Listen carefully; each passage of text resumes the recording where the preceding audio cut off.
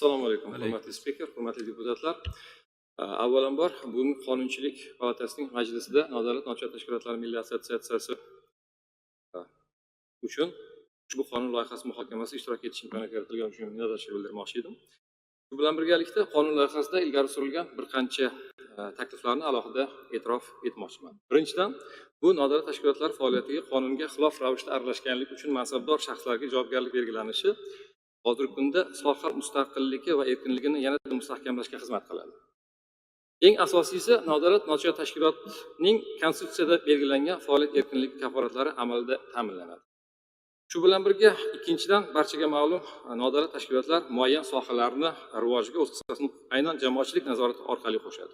Misol tariqasida aytsam, nogironligi bo'lgan shaxslarning huquqlarini himoya qiluvchi tashkilotlar to'siqsiz muhit yaratish bo'yicha qurilish va ijtimoiy soha obyektlarida jamoatchilik monitoringlarini olib borishmoqda. Afsuski, bu monitoringlar natijasida aniqlangan kamchiliklar ayrim hollarda mas'ullar e'tibordan chetda qolib, ularni bartaraf etish choralari ko'rilmay qolmoqda.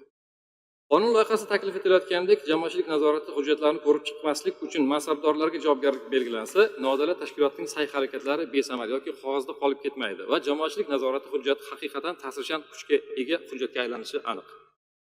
Yana bir masala, bu nodavlat tashkilotlarning huquqbuzarliklari uchun amaldagi jarima miqdorlarini sezilarli kamaytirish taklif etilmoqdaligi va bu taklifni deputatlarimiz qo'llab-quvvatlashadi degan umiddaman, chunki assotsiatsiya tomonidan so'nggi yillarda fuqarolik jamiyatini rivojlantirish konsepsiyasi doirasida nodavlat tashkilotlar rahbarlarini Davlat boshqaruv akademiyasida o'qitilmoqda va mazkur o'qishlarda ularga qonunchilik talablari alohida tushuntiriladi. Huquqbuzarliklar statistikaga e'tibor qaratadigan bo'lsak, hozir mendan oldingi spiker aytib o'tdilar, o'quvlar samarasini ko'rish mumkin. Bunda huquqbuzarliklar, ya'ni yilma-yil, ya'ni 2022-yilda 23-chi nisbatan 23 va 24-yillarda bular keskin kamaygan. Va bu borada aytib o'tish lozimki, sohaga yangi kirib kelayotgan yosh nodavlat tashkilotlar orasida tajriba yetishmovchiligi va qonunchilikni to'liq bilmaslik natijasida huquqbuzarliklar hozirda uchrab turibdi bir qancha. Lekin jarima miqdorlari kamaytirilishi aynan shu holatlarda yosh nodavlat tashkilotlar uchun katta yengillik bo'ladi degan umiddamiz. Va umuman olganda ushbu qonun loyihasida nodavlat tashkilotlar huquqlari va manfaatlariga doir yaxshi takliflar bor. Va shu bilan birgalikda birinchi o'qishdan keyin o'ylaymizki, nodavlat tashkilotlar keng jalb qilgan holda assotsiatsiya ham ushbu yo'nalishda qonun loyihasini muhokama qilishni reja qilgan. E'tiboringiz uchun rahmat. Rahmat, salomat bo'ling, rahmat. Hurmatli deputatlar, qo'mita iltimos qilyapti.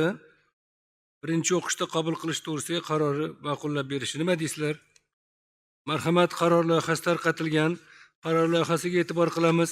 Ya'ni uni birinchi o'qishda, nafaqat birinchi o'qishda qabul qilish, balki uni jamoatchilik muhokamasini ham o'tkazish ko'zda tutilyapti. 13-martdan 22-martga qadarlik Oliy Majlis Qonunchilik palatasining rasmiy veb-saytiga joylashtirish.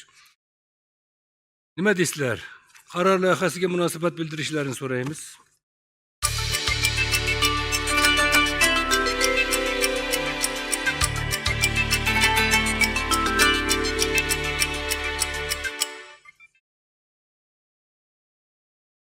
Rahmat.